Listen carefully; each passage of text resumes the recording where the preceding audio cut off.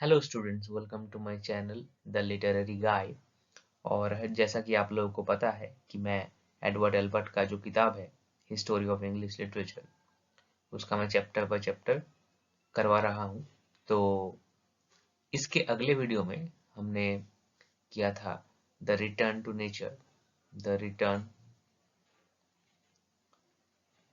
To nature और the romantic age. उसका part one है जिसमें मैंने political background, historical background, then literary features, इन सभी को हमने डिटेल में डिस्कस किया है। तो आज हम लोग जो पोइट्री है इस चैप्टर का, उसको हम देखेंगे। तो चलिए शुरू करते हैं। So the return to nature और रोमांटिक एज के जो पोएट्स थे उनको रोमांटिक्स कहा जाता है। और इस रोमांटिक्स को और इस रोमांटिक पोएट्स के जो ग्रुप है, इसको दो भाग में और दो हिस्सों में हम लोग डिवाइड कर सकते हैं। तो हम ऐसा कह सकते हैं कि the older generation of romantic poets, the older generation of romantic poet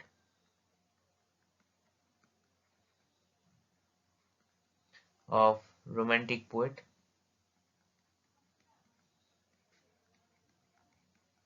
for example Wordsworth, S.T. Coleridge,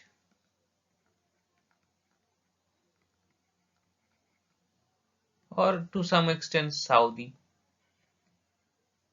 आप कह सकते हो।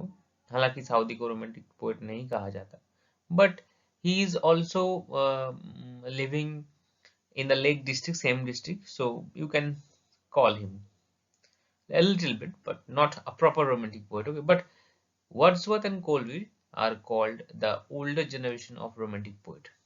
Then हमारे आते हैं the younger generation, the younger generation of romantic poets. उसमें आते हैं शेली,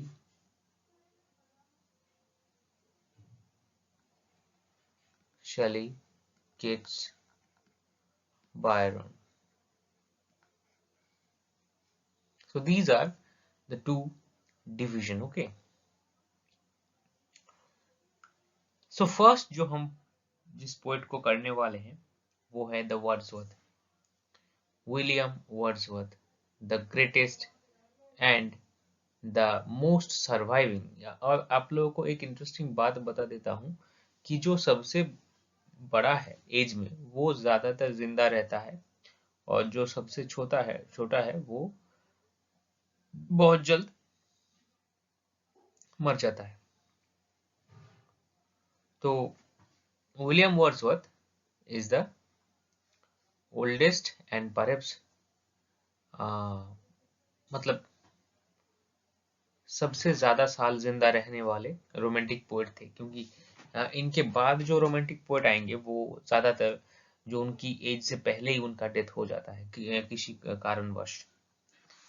तो चलिए शुरू करते हैं। तो वर्ड्सवर्थ बॉर्न इन कोकरमाउथ, तो कोकरमाउथ करके एक छोटा सा टाउन है, उसमें वो पैदा होते हैं। Is actually outside of the lake district, but well, he is also called the lake poets, one of the lake poets. Okay, क्यों? क्योंकि they lived their life in lake district. Lake district में वो अपने जीवन काल के किसी ना किसी मोमेंट में वो लेक डिस्ट्रिक्ट में रहे। सो इसीलिए उन लोगों को कहा जाता है लेक पोइट्स। लेक पोइट्स में 3 लोग हैं, जो है Wordsworth, Coleridge and Southey. Okay, so his father, उनके जो पिताजी थे वो मर गए थे when he was 13. The elder Wordsworth left Violet. उन्होंने कोई पैसा नहीं रखा था वर्ड्सवर्थ के लिए। So generally he was depended upon his uncles. So उनके जो अंकल हैं उनके ऊपर उनका जो एजुकेशन और लाइफ के जो ऊपर जो डिपेंडेंसी है वो बढ़ गया था। To uncle and they paid for his schooling. So उन्होंने स्कूलिंग के खर्चा उठाया था near lake Windermere. Then he went to Cambridge for higher education in St. John College. His work at university was quite undistinguished and having graduated in 1781. He was graduated, उन्होंने graduation पास किया था 1791 में। तो चलिए नेक्स्ट पेज। तो after spending few months in London he crossed France. तो वो France क्यों गए थे? क्योंकि देखिए जो वर्ड्सवर्थ है वो 1789 में जो फ्रेंच रेवोल्यूशन हुआ था, फ्रेंच रेवोल्यूशन उससे बहुत ज्यादा इंस्पायर थे। इतना इंस्पायर थे कि वो डोवर बीच को क्रॉस करके फ्रांस चले गए थे और फ्रांस जाकर, ठीक है, फ्रांस जाकर वहां के एक जो पार्टी है जिरोंडिन में शामिल हो गए थे। तो इतना ज्यादा जुनून उनके ऊपर चढ़ा हुआ था फ्रेंच रेवोल्यूशन का। एंड वहां जाकर उन्होंने एक लड़की से अपना लव मैरिज भी किया था और उसके पास से एक बच्चा भी था उनको। तो इसीलिए वो often time he visited France for his daughter. And कई क्रिटिक्स कहते हैं कि वो डॉटर ही लूसी पोएम का जो सोर्स ऑफ इंफॉर्मेशन, मतलब सोर्स ऑफ इंस्पिरेशन है, वो लूसी पोएम का वहीं से आया है। ठीक है, चलिए हम लोग उस दिशा में नहीं जाएंगे। तो एल्बर्ट बोल रहे हैं कि वो क्रॉस करके फ्रांस गए थे and stayed at Orleans. Orleans France का एक जगह है और ब्लोइस वहां पर वो थे। एंड उन्होंने ये लाइन लिखा था, देखिए, bliss it was in that dawn to be alive but to be young was very heaven. So जिंदा रहना ही एक ब्लिस टाइप का था, लेकिन अगर आप यंग हो, अगर आप डायरेक्टली पार्टिसिपेट कर पा रहे हो in that revolution, so you are in, or you can see the heavenly feeling. He returned to Paris in 1792. ठीक है। आफ्टर सितंबर मैसेकर के बाद वो लौट आए पेरिस में। एंड द साइट जो उन्होंने देखा कि जो आम लोगों को कत्लेआम मचाया जा रहा है, मतलब कहीं पे भी रूल ऑफ लॉ नहीं है, everyone is killing everyone and there is a tremendous amount of chaos in that place. So he his faith on the idea of revolution, on the idea of revolution become disillusion। क्योंकि देखिए एक तरह का सपना type का था, एक तरह का एक एम टाइप का था कि हम सोसाइटी में चेंज ला रहे हैं, लेकिन अगर आपसे उसी चेंज से आपका समाज का क्षति हो तो कैसा लगेगा। तो उस तरह का कुछ हाल हुआ था वर्ड्सवर्थ का। और सिमिलर हाल हुआ था हमारा विलियम जो ब्लेक है, विलियम ब्लेक, उनका भी। इसीलिए उन्होंने songs of innocence and songs of experience लिखा था, क्योंकि ये दो फेज का एक डिस्क्रिप्शन था एक ह्यूमन माइंड का। Before the revolution songs of innocence and after the revolution songs of experience. Okay, so ये आप लोगों को देखने को मिलेगा विलियम ब्लेक में भी। तो वर्ड्सवर्थ इतना डायरेक्टली रिफ्लेक्ट नहीं किए थे, तो वो रेवोल्यूशनरी जो आइडिया थे उनके साथ जो होप आता है, आशा आता है, तो वो उस होप को ही मार चुके थे। देन ही बिकम जिरोंडाइन, जो मैंने पहले ही कहा कि वहां पर एक पार्टी में वो ज्वाइन किया था। And but when his allowances, उनका जो मतलब पैसा था वो जब बंद हो गया तो वो इंग्लैंड वापस चले आए विद हिज सिस्टर डोरथी। तो उनका जो सिस्टर है उनका नाम है डोरथी Wordsworth and she is the life long companion of Wordsworth. और वो एक लिटिल कॉटेज जो कि डॉर्सेट में है वहां पर रहने लगे। देन वहां पर वो कोलरिज के साथ मिले और कोलरिज के साथ मिलने के बाद the greatest event of the literary history होता है, जो कि वो प्लान करते हैं लिरिकल बैलेड के ऊपर कि वो लिरिकल बैलेड करके एक बुक लिखेंगे। After a visit to Germany 1798 to 99, Wordsworth settled in Lake District, which was to their home for future. In turn, they occupied Dove Cottage. तो वो डब कॉटेज में रहते थे। Town End Grasmere, Allan Bank and Grasmere parsonage, तो इस जगह वो लोग रहे थे। And the last in the Rydal Mount, तो रिडल माउंट में वो आखिरी सांस तक रहे अपने लाइफ का।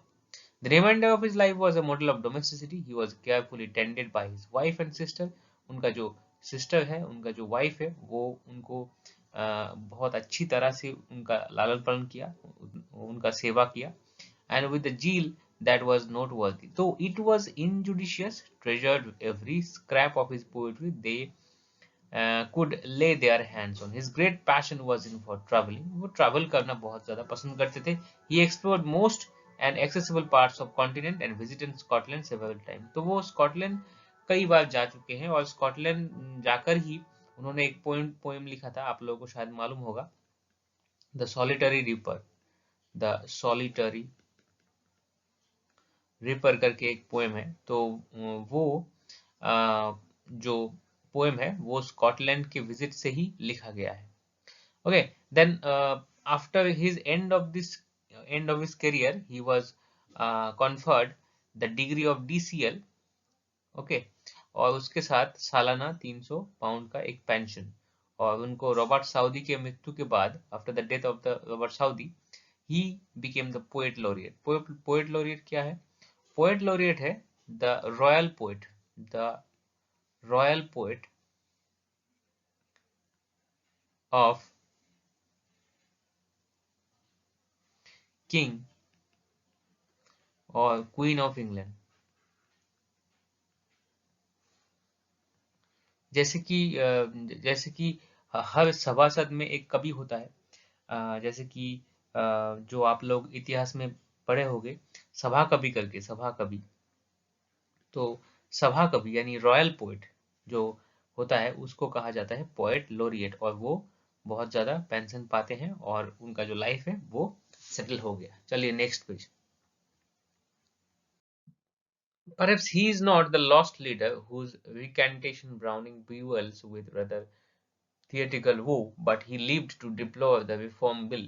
उन्होंने रिफॉर्म बिल का अपोज किया था अपनी लाइफ में, इसीलिए पॉलिटिकली उनको ज्यादा पसंद नहीं किया जाता था। क्योंकि अगर आप वर्ड्सवर्थ का पोएम देखोगे तो उसमें नेचर का वर्शिप है, नेचर का जो वर्शिप है। और जो ब्रिटिश के आम आदमी थे वो नेचर को मतलब डिस्ट्रॉय करने पे तुले हुए थे। लेकिन वर्ड्सवर्थ एक ऐसे आदमी थे जो कि कहते थे कि we should love nature and we should conserve nature and biodiversity in the forest. So उनको बहुत ज्यादा क्रिटिसिज्म फेस करना भी पड़ा अपने लाइफ में। However, he never wavered in his faith and his immortality as a poet. He lived to see his own belief power triumphantly justified. It is seldom indeed that such gigantic egoism is to supply and justly rapid. तो उनका life ऐसे ही था। उनका life, वो ज्यादातर लोगों के साथ घुल मिलते नहीं थे, वो अकेले ही रहते थे। एंड उन्होंने अपना लाइफ का जो टैलेंट है वो ट्रायम्फ तक देखा। ठीक है, ओके, चलिए उनका जो पोएट्री है उसको देखते हैं। His poetry, he record that his earliest verses were written in school. तो स्कूल से ही वो जो पोएट्री है उसको लिखना चालू कर दिए थे।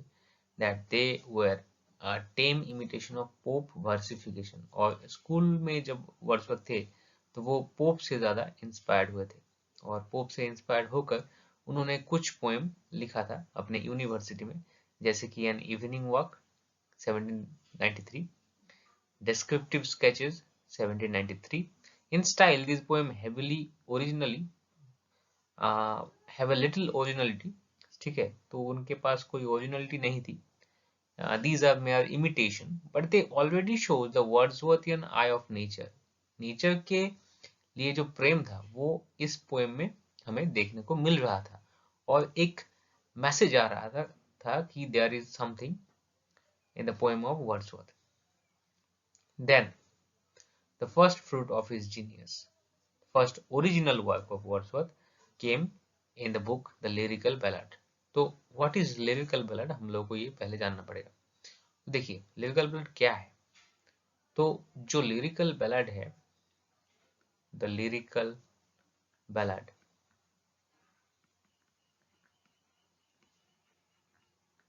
ये एक बुक है, और if you want to say more specifically, then it is a collection of poem.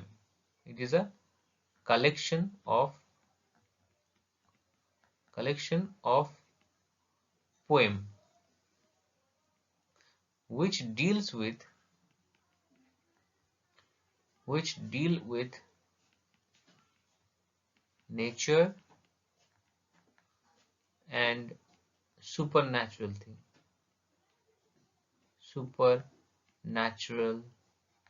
thing, and talks about common folk. It is also called the manifesto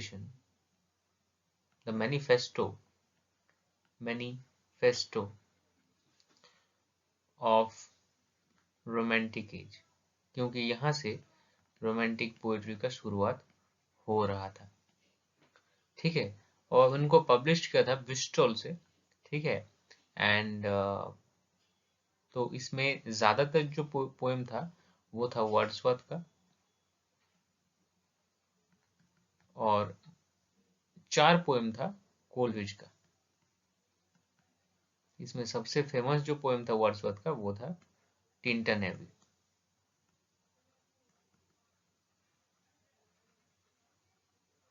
okay, Tintern Abbey lines composed upon few miles. Okay, and then यहाँ पर एक Coleridge कह रहे हैं कि वो क्या कर रहे हैं, इसके ऊपर बायोग्राफी या लिटिल वगैरह जो कोलरिज का एक क्रिटिकल बुक है.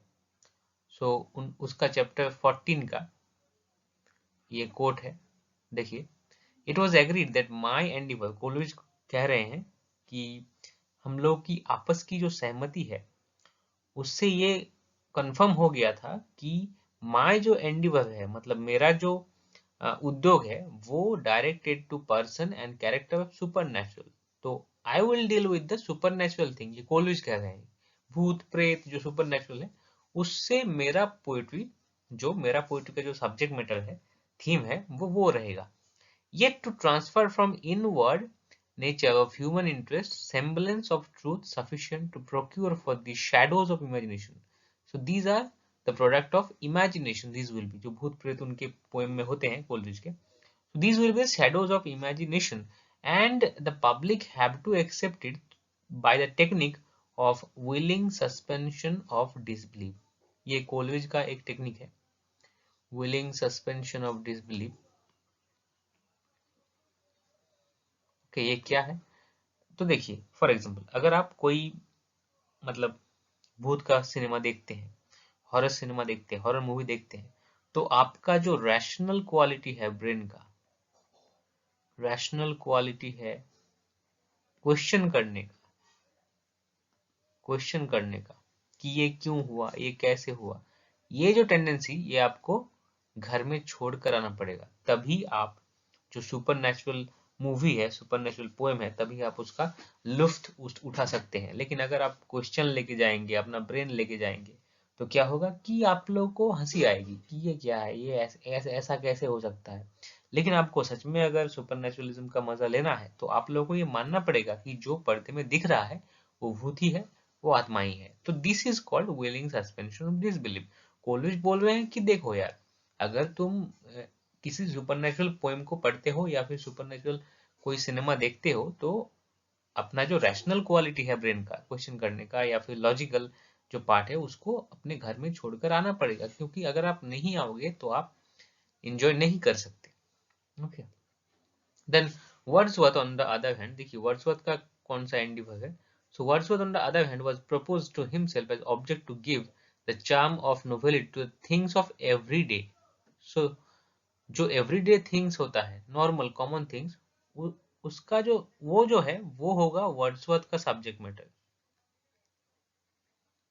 And to excite a feeling analogous to the supernatural. So देखिए, तो दोनों लोग दो काम कर रहे थे, ये आपको अच्छी तरह से समझना पड़ेगा पहले। देखिए,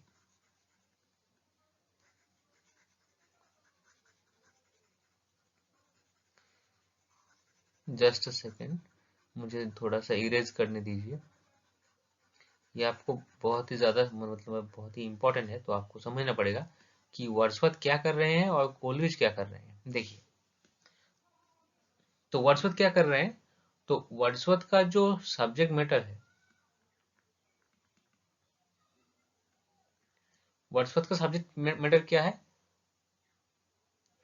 things of everyday life, things of everyday life, everyday life, यानी common thing, common basic thing of human life, common basic things of human life. Okay, so उसको बाय इमेजिनेशन वो क्या बना रहे हैं, बाय इमेजिनेशन वो उसको सुपर नेचुरल बना रहे हैं। सुपर नेचुरल मतलब चीजें हैं कॉमन, लेकिन उनको इमेजिनेशन डाल करके उनको सुपर नेचुरल का फीलिंग दिया जा रहा है। और अगर हम on the other hand Coleridge को देखें, एसटी कोलरिज को देखें, एसटी कोलरिज को अगर हम देखें तो क्या होगा, उनका जो टॉपिक है वो है super natural things, super natural thing. And by giving imagination, he turned the supernatural things look like common natural thing। आप लोगों को समझ में आया कि वर्ड्सवर्थ जो है वो कॉमन को सुपरनेचुरल बना रहा है, सुपरनेचुरल बना रहा है। ओके, एंड कोलरिज क्या कर रहे हैं, कोलरिज क्या कर रहे हैं, कोलरिज सुपरनेचुरल को कॉमन बना रहा है। तो दोनों लोग उल्टी उल्टी दिशा में बह रहे हैं। So the volume is epoch making. तो वॉल्यूम जो था, मतलब जो लिरिकल बैलेड था, वो एक ग्राउंड ब्रेकिंग बुक था, and it is the prelude of romantic movement. ये शुरुआत था रोमांटिक मूवमेंट का इन इंग्लैंड। ओके, सो ये आपको जानना बहुत ही ज्यादा इंपॉर्टेंट है। सो इन द तो देखिए, इसका जो एडिशन है वो लगभग 4 एडिशन आए थे। तो द फर्स्ट एडिशन वर्ड्सवर्थ के जो पोएम थे वो थे the thorn and the idiot boy, then Simon Lee, expulsion and reply, then the most important and the most famous poem is Tinton Abbey. This is the concluding piece of uh, lyrical ballad edition 1798.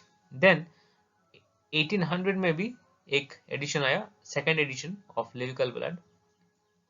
Okay, then 1802 में आया था third edition, और I think 1807 और 8 में fourth edition लगभग आया था।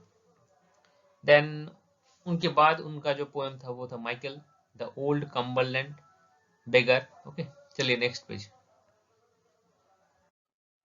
Then she dwelt among the untrodden ways, strange fits of passion I have।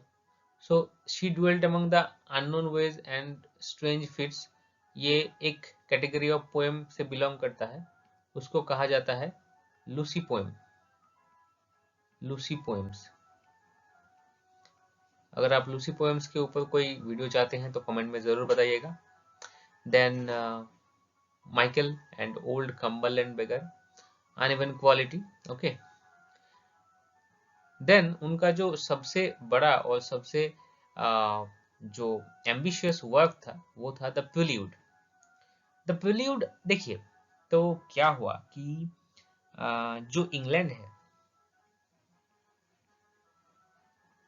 England में सिर्फ एक आदमी है, सिर्फ एक आदमी है, वो है जॉन मिल्टन। जॉन मिल्टन, जिन्होंने सक्सेसफुली एक एपिक लिखा था, एक एपिक लिखा था, वो था the paradise lost. The paradise dies lost. Okay, तो इन 12 बुक्स, तो ये एक निहायती एक आदमी थे जिन्होंने एक एपिक को कंप्लीट किया था, लेकिन उनके अलावा किसी में भी दम नहीं था, किसी माइकल आल में ये दम नहीं था कि कोई एपिक लिखे। इसीलिए एपिक का जो मतलब ट्राई सभी करते थे लेकिन लिख नहीं पाते थे। जैसे फॉर एग्जांपल एडमंड स्पेंसर ने ट्राई किया था, एडमंड स्पेंसर ने ट्राई किया था, जो कि उनका द फेयरी क्वीन था, द फेयरी क्वीन, लेकिन वो भी अनसक्सेसफुल रहे। देन बहुत लोगों ने ट्राई किया था लेकिन कोई भी सक्सेसफुल नहीं रहा था। तो वर्ड्सवर्थ ने भी सोचा कि क्यों ना मैं भी एक एपिक टाइप का पोएम लिखूं। सो उन्होंने सोचा कि मैं प्रिल्यूड लिखूंगा, प्रिल्यूड।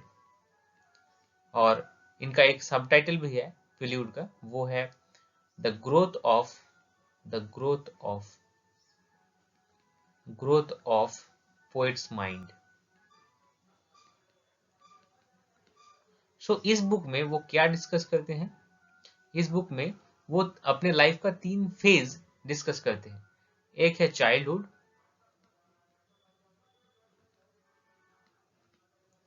एक है adulthood, and then the final old age और द एज ऑफ रिकम्पेंस। और इन तीनों फेजों में, मतलब childhood, adulthood and old age, इन तीनों एजों में एक चीज का जो इन्फ्लुएंस था वो था nature, and how his love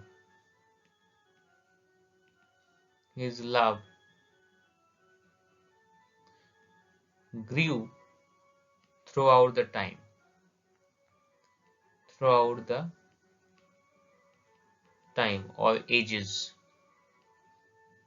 Okay, so ये प्रिल्यूड में दिखाया गया है। तो प्रिल्यूड कंप्लीटेड इन 1805, बट वो अपने लाइफ में रिवाइज करते रहे। फाइनली उनके मौत के बाद वो पब्लिश हुआ था 1850 में, मतलब पोस्टुमसली पब्लिश हुआ था। The poem which runs 14 book, so इसमें 14 बुक है। ठीक है, जैसे पैराडाइज लॉस्ट में बुक 12 तक है, तो इसमें कितने बुक है, इसमें 14 बुक है। Okay, often dull and poesy but times particularly when he's describing formative influence of nature, जब उनके लाइफ के ऊपर नेचर का इन्फ्लुएंस रहता है formative, his emotion when confronted seemingly unreal natural object, blank verse। so इस poem जो prelude है वो लिखा गया है ब्लैंक वर्स में। आप लोगों को पता है ब्लैंक वर्स क्या है, ठीक है। As impassioned inspired exaltation under such the famous passage। so यहाँ पे एक प्रिल्यूड का जो एक लिखा गया है उसका एक मतलब स्पेसिमेन दिया गया है। देखिए, the prelude was intended to form a part of vast philosophical work। so Wordsworth ने सोचा था कि, तो इसको मैं लिख के थोड़ा सा समझाऊंगा, तो पहले हम लोगों को इरेज करना पड़ेगा ये सब।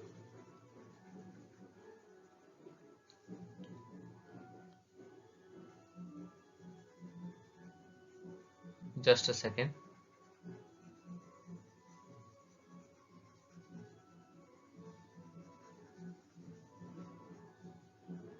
तो देखिए यहाँ पर क्या बोल रहा है,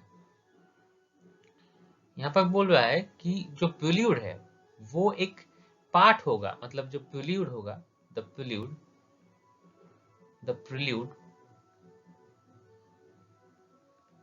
विल बी अ पार्ट, एक मतलब एक पार्ट टाइप होगा, ठीक है। किसका पार्ट होगा? एक वास्ट फिलोसॉफिकल वर्क, एक बहुत बड़ा फिलोसॉफिकल वर्क होगा जिसका नाम होगा द रेक्लूस, द रेक्लूस। इसके अंदर प्रील्यूड होगा एक पार्ट। तो recluse was incomplete, never completed, so इसका एक पार्ट होगा the prelude. Another section of the same work was the excursion, और ये एक पार्ट होगा और दूसरा पार्ट होगा the excursion, the excursion. Okay, so ये दो पार्ट होगा फिलोसॉफिकल वर्क का, though it was not published in 1814। तो एक्सकर्शन पब्लिश हुआ था 1814 में, ठीक है। तो प्रील्यूड का जो क्वालिटी है वो लैक करता है, मतलब उसमें वो बात नहीं था जो प्रील्यूड में था एक्सकर्शन में। ओके, देन उन्होंने पब्लिश किया था इन 1817 में पोएम्स इन 2 वॉल्यूम्स।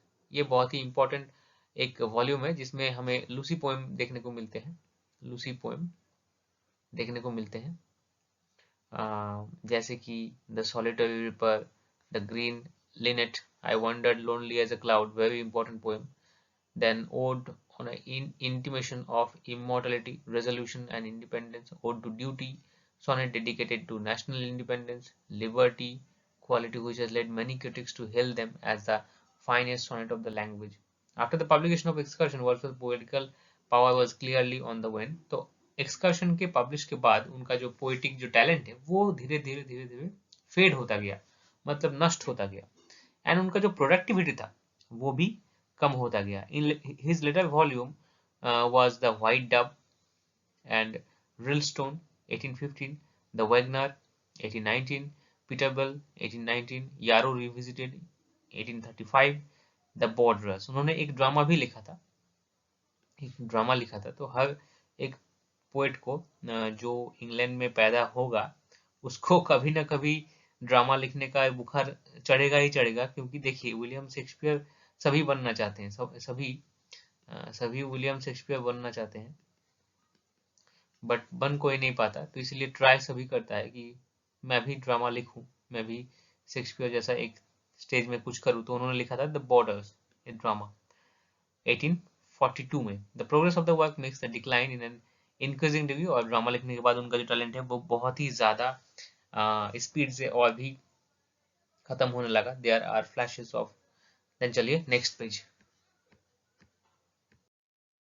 तो देखिए वर्ड्सवर्थ का जो पोइट्री है उसको हमें और ज्यादा अच्छी तरीके से समझने के लिए उनका जो थियोरी ऑफ पोइट्री है उसको समझना बहुत जरूरी है, क्योंकि वर्ड्सवर्थ एक न्यू टाइप ऑफ पोइट्री को ला रहे थे, न्यू टाइप ऑफ पोइट्री को ला रहे थे, ठीक है। और जब भी हम कुछ नया करते हैं तो सोसाइटी को वो एक्सेप्ट नहीं होता, इसीलिए उनको एक्सप्लेन करना पड़ा इस चीज को। तो जब वो ये एक्सप्लेन किए तो उनका वो थ्योरी बन गया। तो कहाँ पे है उस वर्ड्सवर्थ का थ्योरी? तो देखिए वर्ड्सवर्थ का जो थ्योरी है, वर्ड्सवर्थ का जो थ्योरी ऑफ पोएट्री है, थ्योरी ऑफ पोएट्री है वो उन्होंने पब्लिश किया था जो 1800 में, जो lyrical ballad, lyrical ballad second edition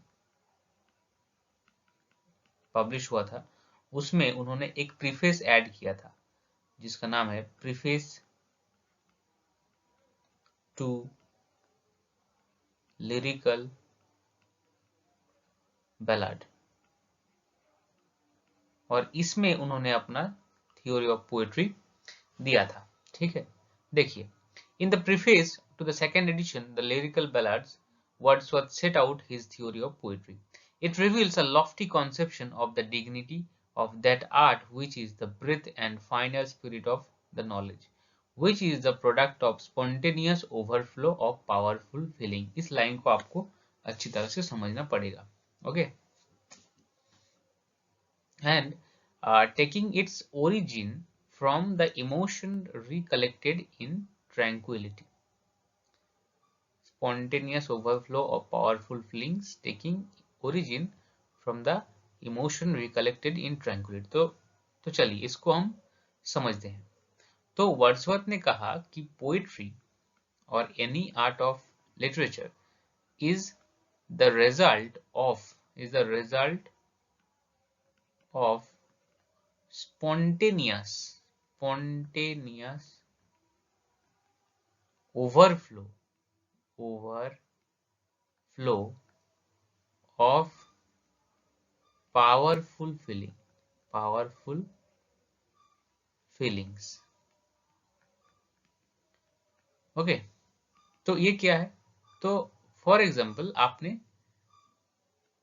किसी चीज को देखा, इस बॉक्स को, ठीक है, इस बॉक्स को देखने के बाद आपके अंदर एक स्पॉन्टेनियस फीलिंग जाग उठा। कैसा फीलिंग? Powerful feelings. अगर आपके भीतर पावरफुल फीलिंग्स जाग रहे हैं और जो थॉट निकल रहा है वो स्पॉन्टेनियस हो। स्पॉन्टेनियस मतलब क्या है? स्पॉन्टेनियस मतलब जो रुकता नहीं हो, कंटिन्यूअस, जो निकल ही रहा हो, हर वक्त निकल रहा हो। ऐसा अगर आपको कोई फीलिंग आए तो उस वक्त आपको पोएट्री लिखना चाहिए। पोएट्री लिखने का मतलब जब वो फीलिंग रहे तब, ठीक है।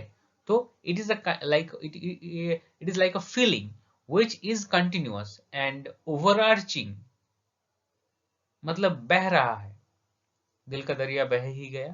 तो इसी तरह से जो फीलिंग है उस बॉक्स के लिए वो आपके स्पॉन्टेनियस है, मतलब वो रुक नहीं रहा है।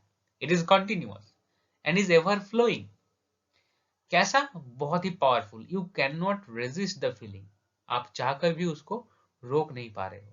अगर ऐसा फीलिंग आपके अंदर हो तो आप बैठ जाइए कुर्सी पे और पोएट्री लिखिए। लेकिन इसमें एक प्रॉब्लम है कि अगर सोचिए कि आप मॉल में हो, तब आपको ये स्पॉन्टेनियस फीलिंग आ जाए तो आप कहां पर लिखोगे? तो लिखने का तो कोई जगह नहीं है। तो वर्ड्सवर्थ ने बोला कि वर्ड्सवर्थ को क्रिटिसाइज किया गया कि स्पॉन्टेनियस फीलिंग तो हर वक्त आ रहा है या आता है, तो मतलब इस हाल में हम कहां पर लिखें? तो वर्ड्सवर्थ ने एक और लाइन ऐड किया कि इमोशन रिकलेक्टेड इन ट्रैंक्विलिटी।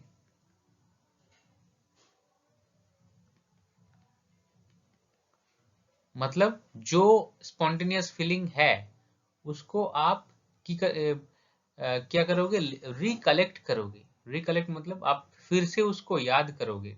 किस वक्त? जब आप ट्रैंक्विलिटी में हो, जब आप शांत एक हाउस में बैठे हुए हो रात के टाइम पे, तब आप ट्रैंक्विल हो। उस वक्त आपको फिर से याद करना पड़ेगा, रिकॉल करना पड़ेगा कि आपने वो बॉक्स देखा था, वो बॉक्स देखने के बाद आपका क्या फीलिंग आया था, उसको आपको रिकलेक्ट करना पड़ेगा, तब जाकर आप पोएट्री लिख सकते हो। So this is the theory of poetry for Wordsworth. The qualification of the poet are a level with the dignity of his art. To Wordsworth, he is a man possessed of more than usual organic sensibility. तो उनके पास तीसरी आंख होती है। Organic sensibility के अलावा भी उनके पास क्वालिटी होता है। कैसा? Thought long and deeply. Poet ज्यादा सोचते हैं और डीपली सोचते हैं। How far this view differs from that poetry as a graceful social accomplishment is quite obvious. It is partly explained Wordsworth's sense of his own importance. Apart from these general views on the poet and his art, Wordsworth's dogma can be divided into two portions. So Albert बोल रहे हैं कि उनका जो dogma है, dogma मतलब theory, तो उनका थ्योरी को हम दो पोर्शन में, दो हिस्सों में भाग कर सकते हैं। पहला है the subject and the style. Subject कैसा होगा, पोएट्री का जो सब्जेक्ट है वो कैसा होगा, और पोएट्री का स्टाइल कैसा होगा। तो रिगार्डिंग द सब्जेक्ट देखिए ए में, regarding the subject Wordsworth declare his preference for incidents and situation from common life. तो उनका जो पोएट्री है, पोएट्री में कैसा सब्जेक्ट होगा? Common life, general common people जो होता है, आम आदमी, उनके लाइफ होगा उनका पोएट्री का subject matter. To obtain such situation humble and drastic life, poor people, जो गरीब आदमी है और जिसका लाइफ बहुत ही सादा सीधा है, उसको अपने पोएम का सब्जेक्ट मैटर बनाना, ठीक है। Then the style are the most revolutionary of all ideas and discarding the godliness and insane parapsychology of many modern writer, he insists that his poem contains little poetic diction। तो उनके poem में poetic Dickson नहीं होगा, and are written in a selection of real language of man। तो उनका style होगा that his poetry will be written in the real language of man। real language of man मतलब जो कि आम आदमी का जो भाषा होता है उसके जरिए उनका पोएम लिखा जाएगा। लेकिन इसमें एक और प्रॉब्लम है कि आम आदमी का भाषा को हम डायरेक्टली पोएट्री में यूज नहीं कर सकते हैं क्योंकि उसमें एब्यूज होता है। तो कॉलेज ने उनको बहुत ज्यादा मतलब मजाक उड़ाया था कि अगर मैं रिक्शा वाले का भाषा, ऑटो वाले का भाषा जो है उसको अगर मैं यूज करूंगा तो पोएट्री खराब हो जाएगा क्योंकि ही यूजेस एब्यूजेस, वो गाली देता है, ठीक है। तो अगर हम उसको यूज करें तो ये पोएट्री में सूटेबल नहीं होगा। तो इसलिए वर्ड्सवर्थ को इसके लिए भी कुछ क्रिटिसाइज मिलता है। तो ये था स्टाइल एंड पोएट्री। ओके, चलिए नेक्स्ट पेज। तो देखिए वर्ड्सवर्थ का जब हम स्टाइल के ऊपर बात करते हैं तो हमें कुछ फीचर्स दिमाग में रखने पड़ेंगे, जो कि है simple, down to earth language,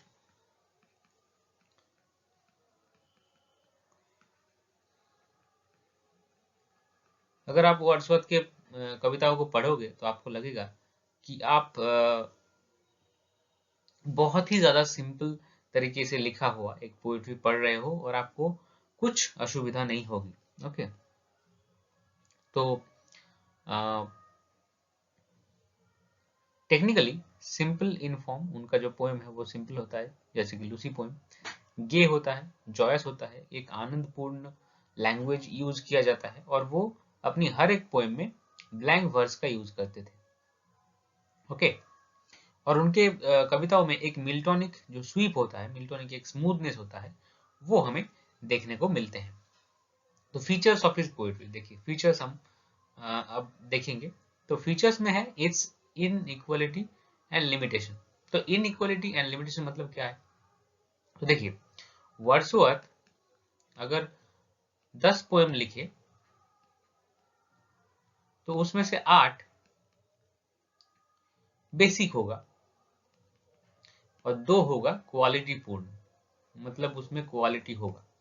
तो इसीलिए Wordsworth poems are combination of basic poems and quality पूर्ण कविताएं उन्होंने लिखा था।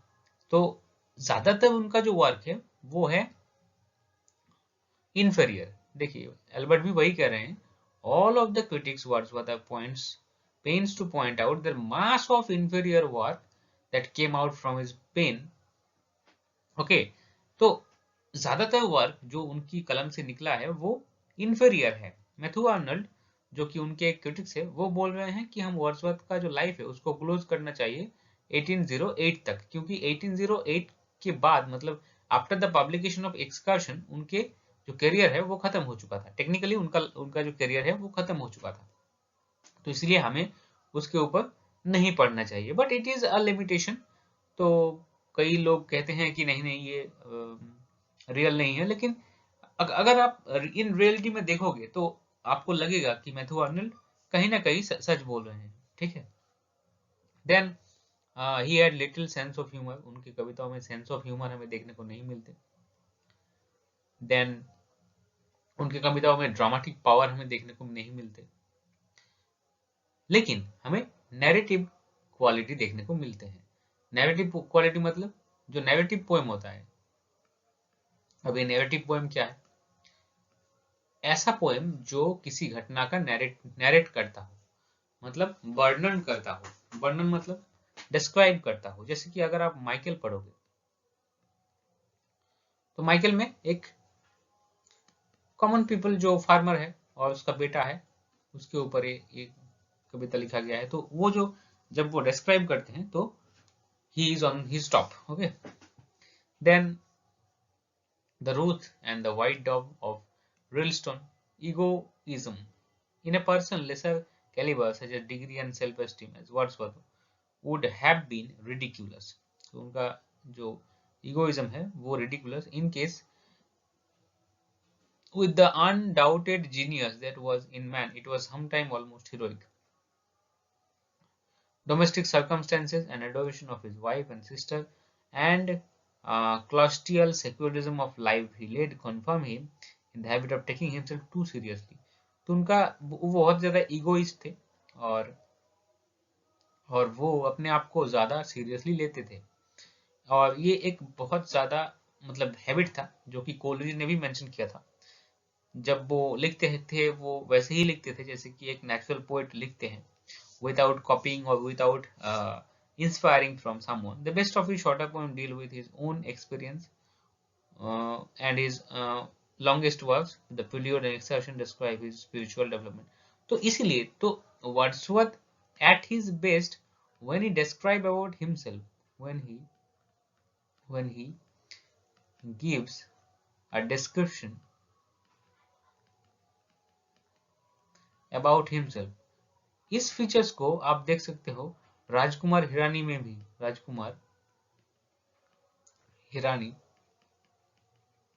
जो कि एक बॉलीवुड के मशहूर डायरेक्टर है जिन्होंने थ्री इडियट लिखा था, तो उनके लिए भी आप इसको कह सकते हो कि जब वो अपने लाइफ के रेफरेंस के हिसाब से मूवी बनाते हैं तो मूवी बहुत ज्यादा चलता है, लेकिन वो जब लाइफ के बाहर से कोई एक्सपीरियंस लेते हैं तो वो मूवी चलता नहीं है। वर्ड्सवर्थ के साथ भी वैसा ही केस है। वर्ड्सवर्थ जब अपने लाइफ से एक्सपीरियंस लेते थे फ्रॉम हिज ओन लाइफ तो उनका पोएट्री बेस्ट होता था, लेकिन जब भी वो बाहर से कुछ लिखना चाहते थे तब वो उतना ज्यादा अच्छा नहीं होता था। In spite of self-obsession, he curiously deficient in the purely lyrical gift. तो उनके पास एक लिरिकल गिफ्ट था कि वो किसी भी पोएम को लिरिकल मतलब म्यूजिकल क्वालिटी देना जानते थे। ओके, चलिए नेक्स्ट पेज। तो यहाँ पर आप देख सकते हैं कि यहाँ पर कुछ पोएम का एक स्पेसिमेन दिया है, अगर आप चाहें तो पढ़ सकते हैं, चाहे तो स्किप भी कर सकते हैं। ये लूसी पोएम का है, सी डुएल्ड among the untrodden ways, चाहे तो पढ़ सकते हैं चाहे तो स्किप भी कर सकते हैं। ओके, उन्होंने सोनेट भी लिखा था, तो वर्ड्सवर्थ का जो सोनेट है वो पेट्रागन फॉर्म में लिखा था। ओके, तो वर्ड्सवर्थ का सोनेट जो है वो पेट्रागन फॉर्म में लिखा था। जैसे अगर आप पढ़ोगे, the world is too much with us, the world is too much with us, ये एक सोनेट है, तो ये पेट्रागन फॉर्म में लिखा था, तो इसीलिए एल्बर्ट कह रहे हैं कि जो सोनेट है जो वर्ड्सवर्थ ने लिखा था वो पेट्रागन फॉर्म में लिखा था, ना कि शेक्सपियरियन फॉर्म में। ओके, चलिए नेक्स्ट पेज। तो नेक्स्ट जो फीचर है उनके पोएम का वो है हिज ट्रीटमेंट ऑफ नेचर। वो नेचर को कैसे ट्रीट करते हैं, तो देखिए, he is a worshipper of nature, and he believes that nature is the ultimate friend, philosopher and guide, and nature is the manifestation of God। ठीक है, तो वो भगवान की तरह नेचर को पूजते थे। His dealing with nature are his chief glory as a poet। सो उनका जो एक ख्याति है वो नेचर का वर्शिप करने के लिए ही है। Okay, and his treatment of nature is accurate, first hand, मतलब वो कहाँ से, मतलब कहीं से भी पढ़ के नहीं जाते थे अबाउट नेचर, वो डायरेक्ट एक्सपीरियंस लेते हैं, जैसे कि एक नेचर का पोएट को होना चाहिए। The most polish of his poems term resolution and independence. Okay, तो चलिए यहाँ पर कुछ स्पेसिमेन दिया गया, अगर चाहे तो पढ़ सकते हैं, चाहे तो स्किप भी कर सकते हैं, उतना ज्यादा इंपॉर्टेंट नहीं है। तो चलिए नेक्स्ट पेज। तो यहाँ पर भी कुछ स्पेसिमेन दिया है, अगर आप चाहे तो पढ़ सकते हैं, चाहे तो स्किप भी कर सकते हैं। Then is in the Wordsworth treatment of nature is distinguishes from many lesser poets. Though he was no inconsiderable landscape painter, as the opening lines of Tintin Abbey, he will show us seldom content drew beautiful scenes for their own sake and looks on the nature here to still sad music of humanity. तो वो still sad music of humanity जो है उसको सुनने के लिए nature के पास जाते थे। Then the solitary river, resolution and independence, इसमें सभी में एक तरह का नेचर को ट्रिब्यूट दिया गया है, नेचर को वर्शिप किया गया है। Next page. तो यहाँ पर भी स्पेसिमन है, अगर चाहे तो पढ़ सकते हैं, चाहे तो स्किप भी कर सकते हैं। चलिए नेक्स्ट पेज। तो चलिए अब हम दूसरे सबसे बड़े रोमांटिक पोएट जो है उसके बारे में बात करते हैं, जो कि है Samuel Taylor Coleridge, friend of William Wordsworth. तो उनका टाइमलाइन है 1772 से लेकर 1834। His life. तो Coleridge was born in Devonshire and was youngest of 13 children. 13 जो बच्चे थे उनके माता पिताओं के, उनमें से वो सबसे छोटे थे। And he was unusually precocious, मतलब जो कहते हैं ना कि मतलब कम एज में बहुत कुछ जान लेना, एक्सपीरियंस हो जाना, उसको कहा जाता है precocious. I never thought as a child, उन्होंने कहा था कि मैं बच्चों की तरह सोचता नहीं हूँ। And never had a language of child, and कभी बच्चों के जैसे बात नहीं की। When he was 9 years old, his father died. तो जब वो 9 साल के थे तब उनके पिताजी परलोक सिधार गए थे, और वो क्राइस्ट हॉस्पिटल में स्टडी किया था। और क्राइस्ट हॉस्पिटल वही जगह है जहाँ पे वो और एक फ्रेंड के साथ मिले जिनका नाम है चार्ल्स लैम्ब। चार्ल्स लैम्ब भी वहीं पढ़ते थे और कोलरिज भी वहीं पढ़ते थे, वो दोनों बेस्ट फ्रेंड थे। Very Aston schoolmates and one of whom was Charles Lamb. देखिए यहाँ पर बताया गया है। With his career taste in reading speculation, and he went to Cambridge. Then he went to Cambridge, where he was fired with the revolutionary doctrine. तो revolutionary doctrine की वजह से उनको यूनिवर्सिटी से निकाल दिया गया था। He abandoned the university and enlisted in the Light Dragons, but few months as a soldier. वो सोल्जर भी रहे कुछ महीनों के लिए। Then in 1794 he returned to Cambridge and later in he become acquainted with Oxford with Saudi. तो उन्होंने Saudi के साथ मतलब रहा। With whom he penned founding the Ideal Republic America. So उन्होंने प्लान किया कि वो लोग मिलकर एक आइडियल रिपब्लिक बनाएंगे, कहाँ पर, अमेरिका में। With Saudi he lived for a space at Bristol and he met Saudi's wife sister, मतलब सऊदी का जो वाइफ का जो सिस्टर है, मतलब सऊदी का साली, उनके साथ उन्होंने शादी कर लिया। At Bristol Coleridge lectured, wrote poetry and issued newspaper the Watchman. तो वॉचमैन करके एक न्यूज़पेपर था जो कोलरिज ने इशू किया था। Okay, all with the idea of converting humanity, और उनका जो लक्ष्य था वो था ह्यूमनिटी को कन्वर्ट करना। At this time 1797 he met Wordsworth. तो 1797 में वो वर्ड्सवर्थ से मिले और उन्होंने प्लान किया लिरिकल बैलाड लिखने का। After a span of time unitarian minister Coleridge, who was now dependent on a small annuity from two rich friend, studied German philosophy, उन्होंने जर्मन फिलोसफी पढ़ा। Continent, return to England, and continent को घूमने के लिए गए। तो एक प्रथा टाइप होता है कि जो भी यूरोप में पैदा होता है या फिर इंग्लैंड में, उनको पूरा कॉन्टिनेंट मतलब पूरा यूरोप घूमना पड़ता है लाइफ में, ताकि वो ज्यादा एक्सपीरियंस और नॉलेज गेन कर सके। Okay, they have followed a serious attempt of political journalism and failed because of his constitutional incapacity to provide regular contribution, वो रेगुलर नहीं थे, वो इरेगुलर किस्म के आदमी थे, मतलब एक काम आज तो दूसरा काम 5 दिन बाद। इन 1800 he was Keswick and during what was to be final period of the great, और केसविक में थे और उस समय उन्होंने अपना लाइफ का सबसे जो इम्पोर्टेंट कविताएं थी वो लिखा था। चलिए next page. So during his journey at Keswick, जो टाउन था, उन्होंने उस समय उन्होंने लिखा था Christabel and his dejection ode, and then he returned to begin period of restless wandering, and he was with a very poor series of royal institution in 1818. The year 1811 saw the finest series of lecture on Shakespeare, उन्होंने Shakespeare के ऊपर lecture भी दिया था।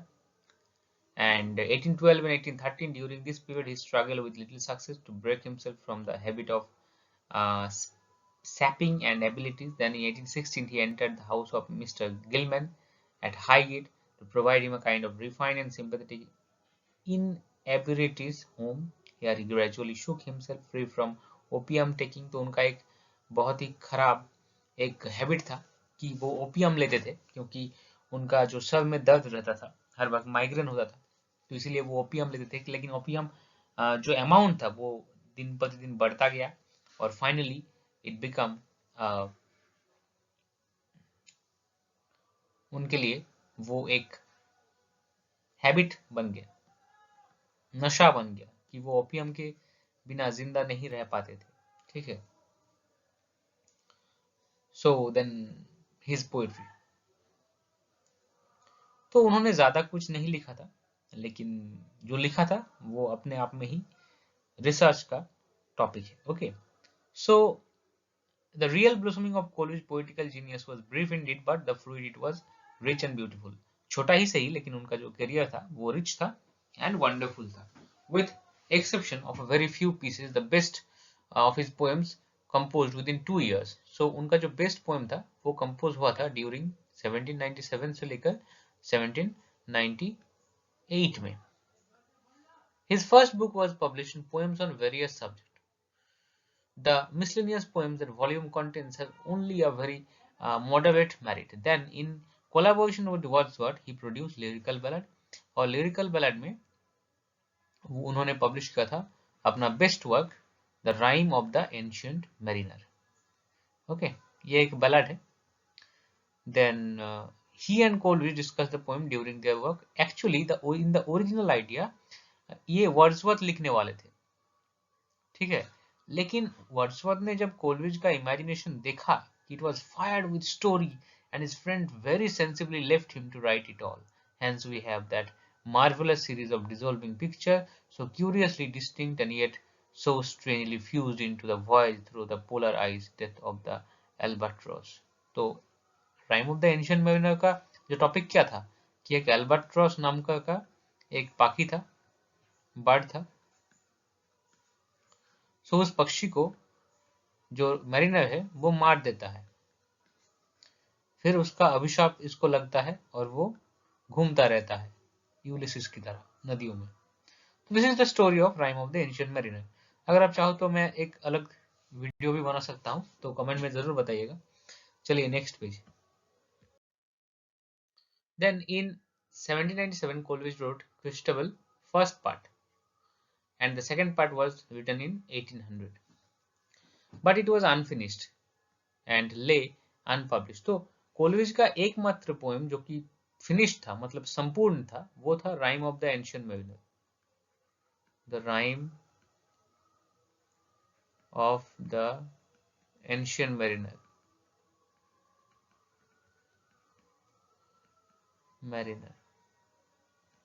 बाकी हर एक poem incomplete था, unfinished था, क्योंकि उनका जो ओपियम पीने का जो एक खराब जो हैबिट है वो लग चुका था, लत लग चुका था। तो क्रिस्टबल अनफिनिश्ड था, ठीक है। It is a story about a lovely lady name Christabel and his struggle with the evil spirit Geraldine. Okay, तो आप लोगों को पता होगा। So it is a lesser than ancient mariner.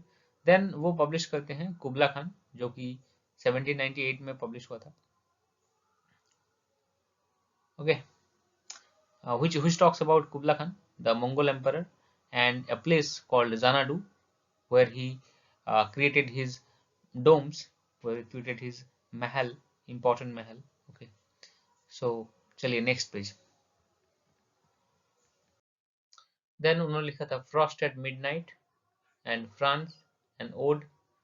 In 1802 he wrote Great Ode Dejection, जो कि उन्होंने लिखा था जो ओपियम का लत जब जो उसको ओवरकम किया था उसके बाद।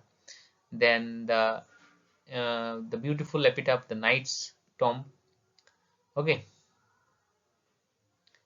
हिज प्ले रिमोर्स, तो उन्होंने एक नाटक भी लिखा था, जैसे वर्ड्सवर्थ ने लिखा था द बॉर्डरर्स। ओके, तो वैसे ही कोलरिज ने भी एक ट्राई किया था ड्रामा लिखने का, तो उसका नाम था the remorse. Okay, the remorse,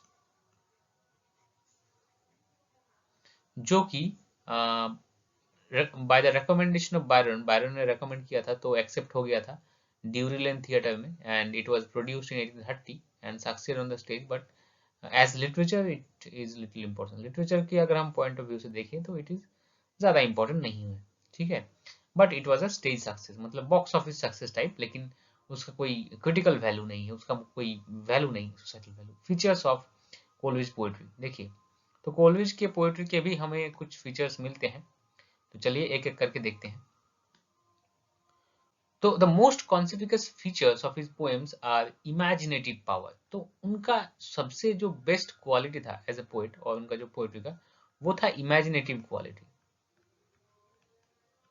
मतलब वर्ड्सवर्थ से भी ज्यादा उनका इमेजिनेटिव पावर था, और उनका पोएम इमेजिनेशन से फुल ऑफ इमेजिनेशन, इतना इमेजिन करते थे कि कभी कभी नेचुरल वर्ल्ड से सुपर नेचुरल वर्ल्ड तक चले जाते थे, ठीक है, but it was controlled and finest poem, unerring artistic sense, it explains weird, supernatural and obscure, वो तीन चीजों से डील करते थे, weird चीजों से, अद्भुत चीजों से, supernatural जो है अति प्राकृतिक, एंड देन ऑब्सक्योर जो समझ में नहीं आए वैसी चीजें। He sees nature with a penetrating and revealing glance, drawing from inspiration of stuff of his poetry. He is particularly fine in his description of the sky, sea, wider and more. No poet has ever excelled Coleridge in witchery of language. तो language को वो master कर चुके थे, और एक musical quality था उनके लैंग्वेज में। The grave of sir Arthur O'Kellyn where may grave of that good man be, तो यहाँ पर स्पेसिमेन है, अगर आप चाहे तो पढ़ सकते हैं, चाहे तो स्किप भी कर सकते हैं। चलिए नेक्स्ट पेज। तो देखिए देन उनका जो और एक जो फीचर्स है वो है simplicity of diction. He appeals directly to readers imagination by writing with such great clearness. उनका जो डिक्शन था, मतलब उनका जो उच्चारण शैली था, वर्ड का जो यूज था वो सिंपल था एंड बहुत ही ज्यादा इमेजिनेटिव था एंड मेडिटेटिव था, तो यहाँ पर आप देख सकते हो। देन हिज प्रोज, तो उन्होंने एक जो न्यूज़पेपर था वो द वॉचमैन, वो उन्होंने शुरू किया था in 1796, and the Morning Post. While he resided in Lake District, he started the Friend. The Friend करके भी एक न्यूज़पेपर था, वो उन्होंने पब्लिश किया था। चलिए नेक्स्ट पेज। उनका 1817 में पब्लिश हुआ Biographia Literaria and Sibylline Leaves. तो Biographia and Literaria and Sibylline Leaves उनका बेस्ट और रोमांटिक एज का बेस्ट लिटरेरी क्रिटिसिज्म माना जाता है, लिटरेरी क्रिटिसिज्म माना जाता है। यहाँ पर वो लिटरेचर, ठीक है, लिटरेचर के बारे में डिस्कस किए, फिर imagination, types of imagination,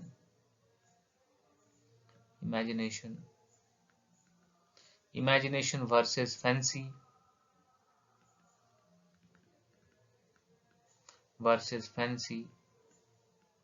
and of course about Wordsworth उन्होंने डिस्कस किया था।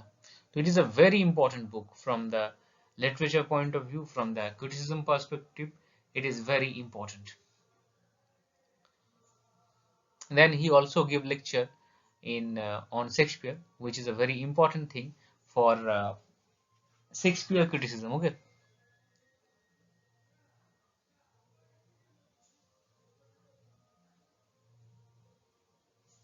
Then he wrote Aids to Reflection and Table Talk, which is published in 1835. Okay, चलिए next page. तो यहाँ पर एक स्पेसिमेन दिया गया है where he talks about his friend Wordsworth in his biography literaria. तो अगर आप चाहे तो पढ़ सकते हैं, चाहे तो स्किप भी कर सकते हैं. तो चलिए, आज का वीडियो बहुत लंबा हो गया है, तो हम यहीं तक रुक जाते हैं. अगली पार्ट में हम बायरन को करेंगे, शेली को करेंगे और किट्स को करेंगे. तो आज के वीडियो में यहीं तक. Okay, thank you so much for watching and thank you for all the love for this series.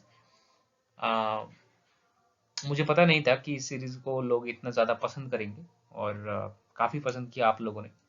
So thank you so much again, and please make sure to subscribe this channel, because your subscription makes me happy and gives me motivation to make videos like this. So thank you so much. Stay tuned with the Literary Guy.